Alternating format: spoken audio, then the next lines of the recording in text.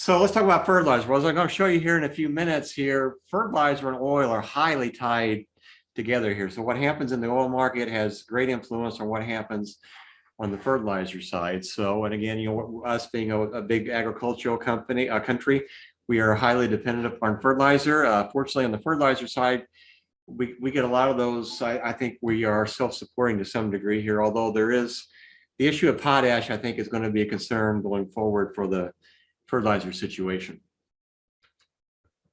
Well, let's look at historical fertilizer prices, kind of like I did for gas.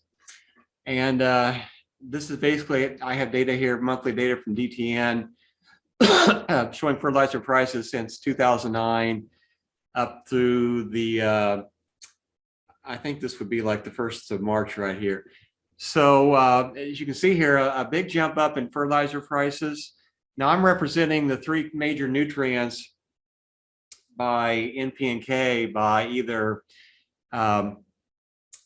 anhydrous for the nitrogen side, because it's 82% nitrogen, MAP for the phosphorus side, which is 1152.0, I believe. So, we don't really sell phosphorus direct. It's always combined with either nitrogen, either as DAP or MAP. So those are our 2 main phosphorus sources for our fertilizer. And then also potash as our representation for K, which I guess really is the only source of the K nutrient in the country here. So that's why I'm representing by these 3 lines you see here.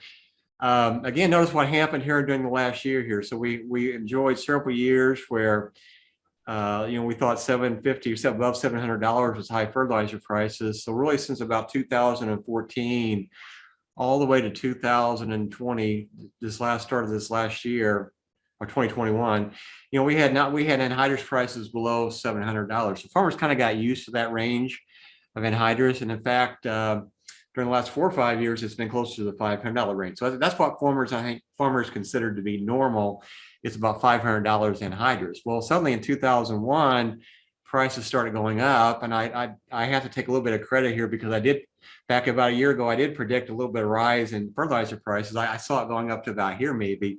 I did not anticipate this large vertical jump right here where basically prices, they more than doubled from this point on here. So we're looking at a point now where our fertilizer prices for anhydrous are really about 3 times what they were about a year ago. So that's been quite a sticker shock for farmers because anhydrous and nitrogen is such a big fertilizer expense on nearly any farm, especially for corn farmers where we almost have to apply nitrogen.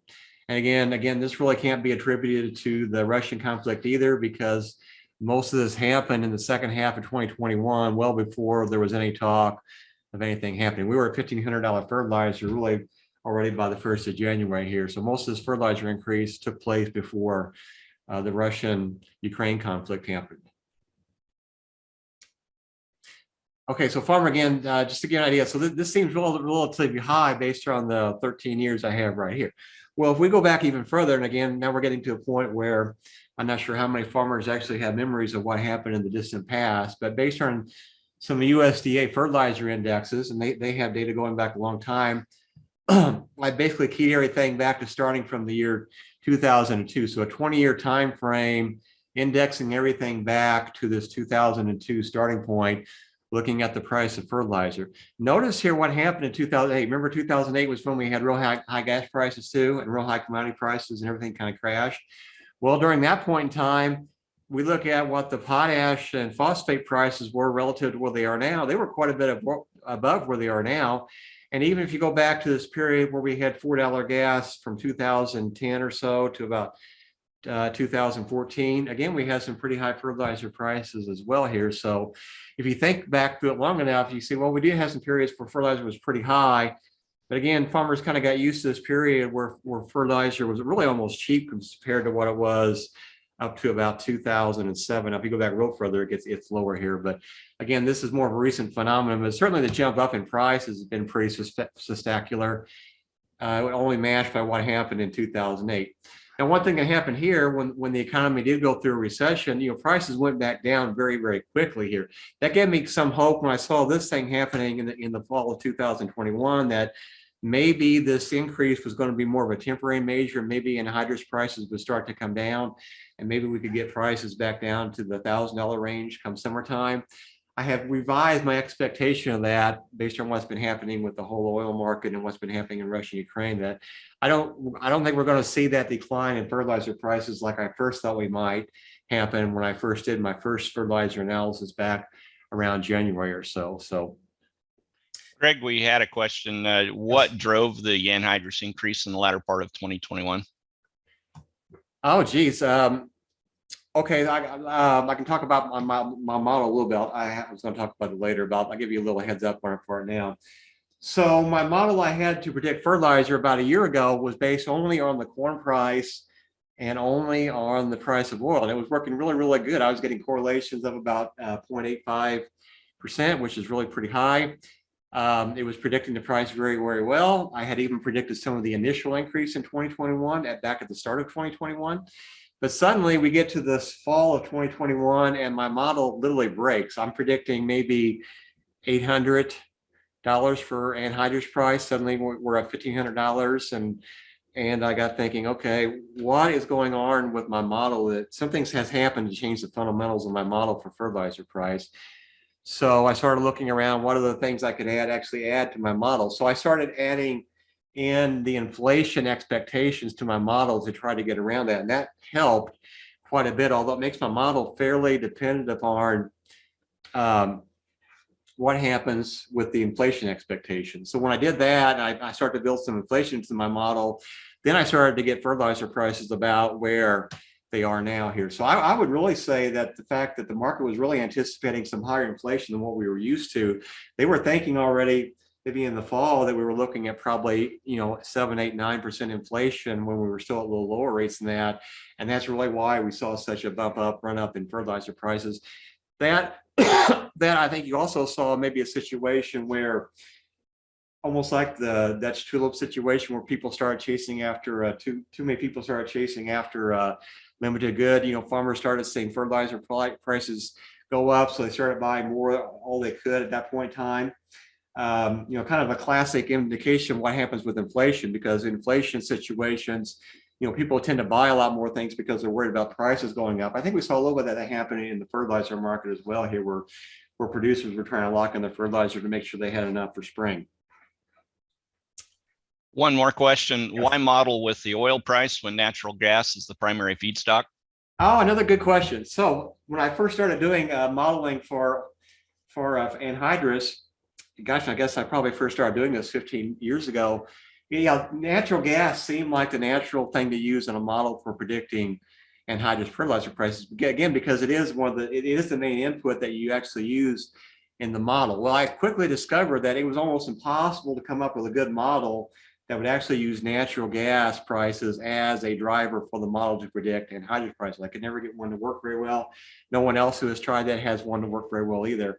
So it got me thinking, well, is there something besides natural gas I could use? Then I think, well, oil and natural gas have a lot of the same uses. They're used in a lot of the same situations, but oil prices had a lot less volatility than natural gas. So in the model, oil prices almost fit like a glove. It really helped my model to stabilize and work much better than natural gas, even though you would think natural gas would be the thing to use. But because natural gas and oil are so close substitutes, from my modeling perspective, it was a much better input for my model. All right, so just a little bit about fertilizer background. So these are the three main nutrients that we're worried about as a farmer. We want to make sure we have N, P, and K to make sure our crops grow. The nice thing about nitrogen, though, which to me is probably the most critical element out there because we have to apply it every year, is that you can literally make nitrogen out of thin air. Because if you look around the air that we breathe, it's about 70 to 80% nitrogen anyway. It's just a trick of how do you get that nitrogen out of the air into the plant. Now, I guess I'm not an agronomist, but if I had to guess, the holy grail for agronomist is somehow to make grasses produce their own nitrogen. So just like the legumes do, right? It's almost like, how chemists want to make gold out of lead type situation. Well, if you could actually get a corn plant to actually make nitrogen out of the air like a soybean plant does, man, you'd be golden. You'd be the richest person in the world here. I don't think that's ever going to happen, but I have to imagine that would be the holy grail of an agronomist, is to actually do that. Well, short of that, our next best guess is to how can we get the nitrogen out of the air, turn it into a fertilizer.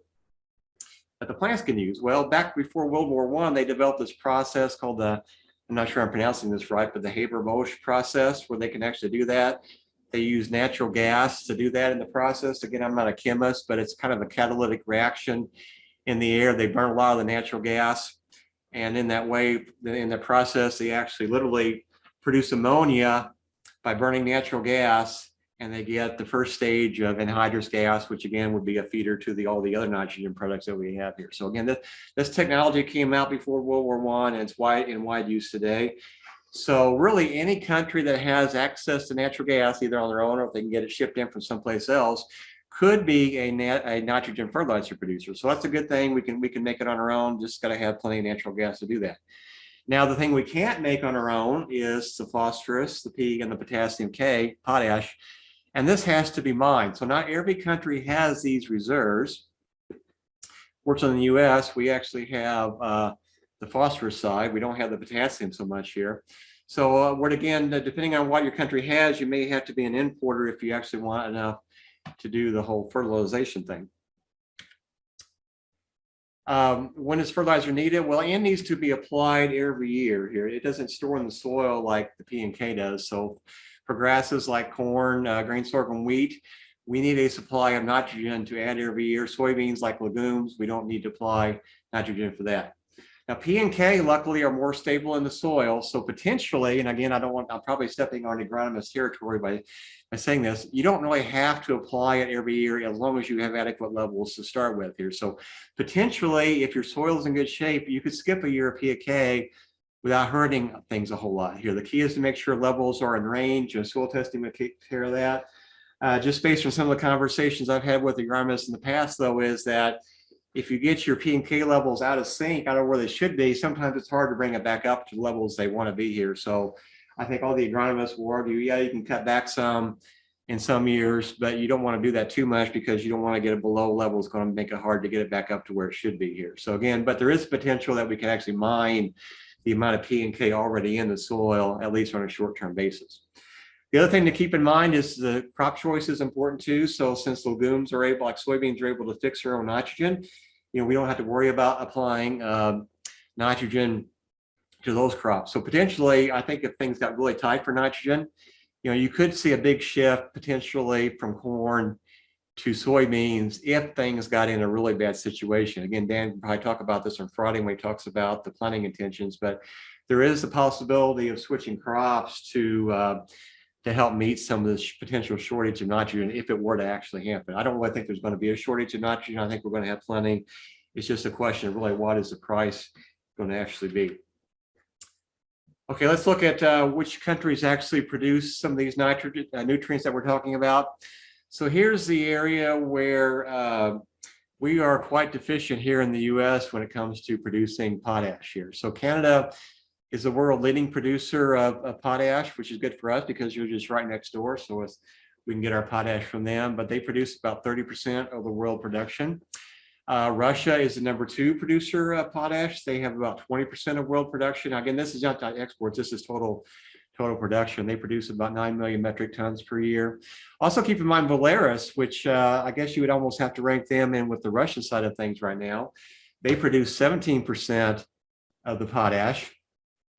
8 million metric ton. The thing is, we've already had sanctions against Belarus going back to August of this last year here. So I'm assuming that we were trying to restrict exports of potash directly from Belarus. But again, Belarus could just ship theirs to Russia and go from there here. So I'm not really sure how effective sanctions against Belarus were back last fall. But potentially, if we try to do sanctions in both these countries, these two countries alone account for about a third of the world potash production. So, if we are effective with sanctions against Russia, again, which I have some questions whether we actually could be totally effective about that, but that's taking a third of the world's potash off the market from sanctions that would come against from those two countries here. So that, to me, that's got to have an effect on prices. It's probably going to affect potash prices more than it is going to affect the nitrogen and phosphorus prices. What about the US? Again, we depend mostly on other countries for imports. We only produce 480 1,000 metric ton per year. We import 7,000 though, and which means that we're consuming right about 7,400 here. So again, highly dependent on other countries.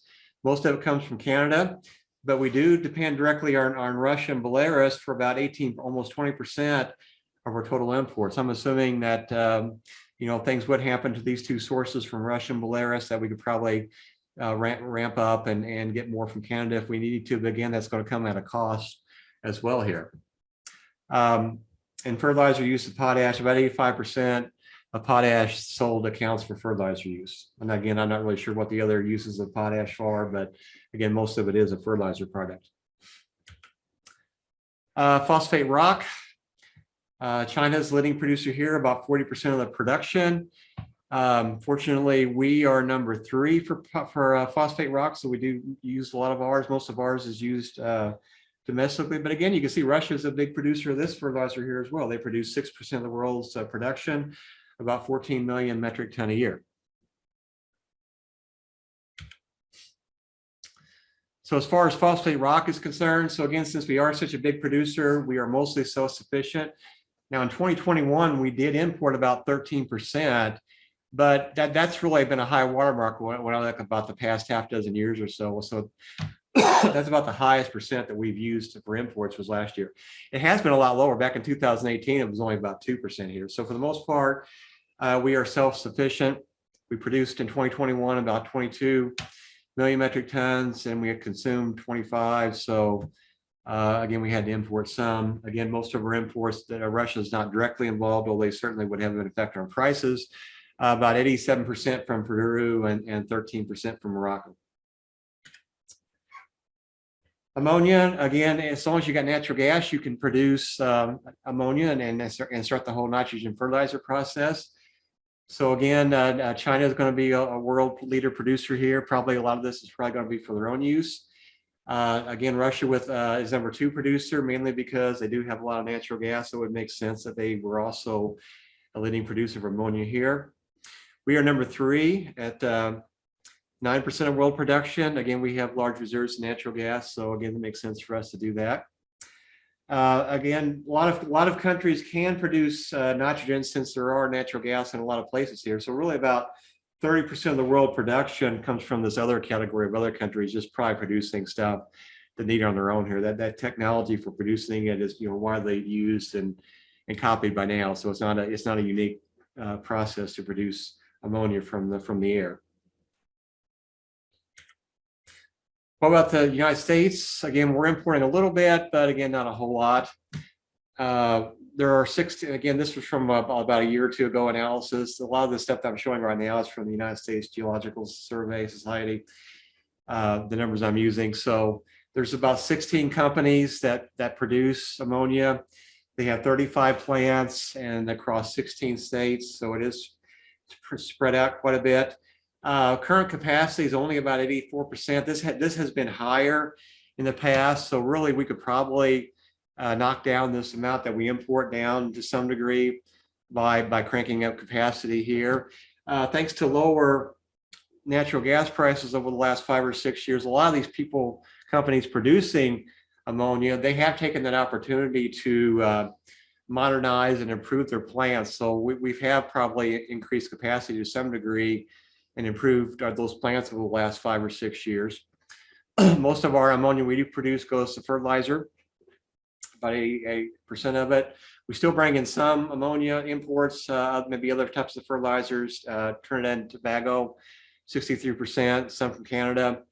The thing is, with these plants modernizing over the last 5 or 6 years, there's really not anything currently announced on the horizon as far as new expansion plans. So if we were trying to increase our supply of nitrogen produced fertilizer internally here domestically, we would probably have to work on getting this capacity level up higher than the 84% that you're seeing here. What would happen if we actually saw a disruption to a Russian supplied fertilizer? Well, whoops.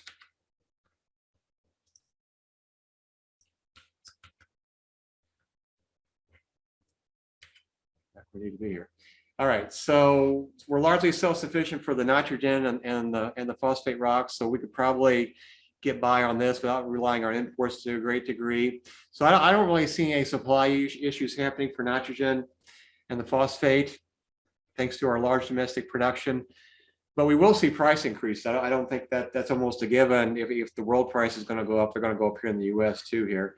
So expect to see higher prices. I don't see anything with the supply being an issue at all here. Now, potash is a different story. We're highly dependent upon imports here, so both our supply could be constrained to some degree. We're probably better shape than a lot of countries because we do get a lot of our potash directly from Canada, so we don't have quite the direct influence. But certainly, that's something to worry about because we don't produce that ourselves. And the price is a lot higher. It's going to be a lot higher too here. So both the supply and price considerations need to come into question when you're talking about potash. And I do expect to see the greatest price increases happen on the potash side. One of the reasons is when you look at the nitrogen price for anhydrous compared with the other two fertilizers for MAP and for potash, that historical relationship between pricing of those three fertilizers is kind of out of whack right at the moment here. Really, to me, if we look at $1,500 anhydrous potash prices are really underpriced right now. So just that fact alone makes me think potash prices and MAP and DAP prices are going to go up higher even without anything else happening.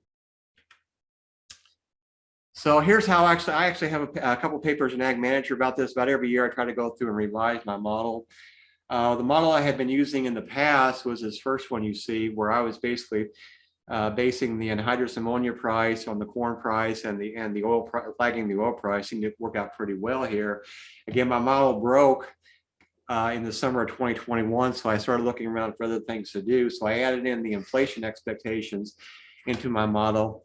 It turns out the way I have this model currently, inflation just kind of, the other coefficients are very similar. It just basically adds a new floor to my price thing. So my inflation expectations is really a pretty critical part of where this model actually starts pricing things from, which I think is one reason why we saw the big influence happen this summer, was that the traders and others were thinking there was going to be some inflation happen later on.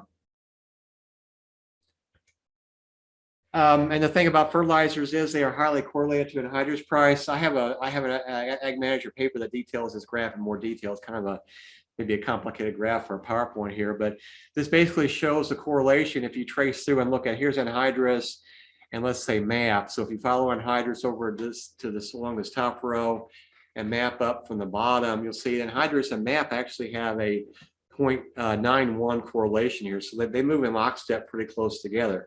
Now, if you look at anhydrous versus potash over here, in this cell, you see that they have a 0.66 correlation. So they don't track quite as well as what the MAP and anhydrous track. And over on this left quadrant, this would be the scatter plot of like plotting anhydrous with MAP, where we have the anhydrous prices along here and the MAP prices along here. You notice here when we get to $1,500 anhydrous prices, don't really have enough data points to really get a good feel for what's happening here. So this part of the model is a little bit weak just because I don't have enough data points yet to get a good feel for what's happening. So again, looking at how I'm representing NP and K in my model, what I'm doing is I'm looking at anhydrous ammonia for my inside of the things, which is 8200 NP and K. I'm using MAP for my phosphorus side of things, 11520. I could have used DAP. I think more of the DAP and MAP are probably more regional differences in the US, but those are our two main phosphorus sources. And then we have potash, which would be 0060 here. Again, here's my correlations with anhydrous. So MAP is pretty well correlated with that. You would expect to see those move pretty much in lockstep with one another. There's still a pretty high correlation even with potash and anhydrous at 0.66, which is still a pretty strong correlation, although it's not quite as strong as what the other one is. And in fact, if we look at this on a historical basis, looking at these different percent of anhydrous for a DAP and MAP over time here, about half the time, the 50 percentile level, you can see that potash, most of the time, we're at about a 74% range. Percent of the anhydrous price is what it is for the MAP price, for the potash price, whereas the MAP price, the median percent of time, it's right around 92% of what the anhydrous price is. You can see the MAP graph here is more vertical, which means there's less variation, which would reflect the higher correlation you see between MAP and anhydrous. You can see that the potash side, though, is not quite as vertical, more spread out, especially here on the higher rates. So there have been times where this ratio between the potash price and anhydrous price, it has been a lot. The potash price has been at times even higher than what the anhydrous price are. If you go back and look at this graph of the historical relationships, you can see what has happened here. So during the 2009, 10, 11 period, we actually had potash prices higher than the anhydrous price. And you can see there are periods here too where this relationship gets pretty close over what it typically has been. You can see what the relationship is now. Quite a big difference here. This alone, even without any Russian conflict, is one of the reasons why I expect both MAP and potash to get closer to the price range here, because if we want to keep this at about 74 higher, MAP at about 90% or higher, you would expect prices in here. That's assuming that $1,500 anhydrous is where we should be. Now, anhydrous has been there for a month or two now, so yeah, I think that's kind of settling out right now, and we might expect some increase, but maybe not quite as much as what it could be for some of the other fertilizer products. Looking at my predictions for fertilizer going forward, here's what I'm thinking anyway.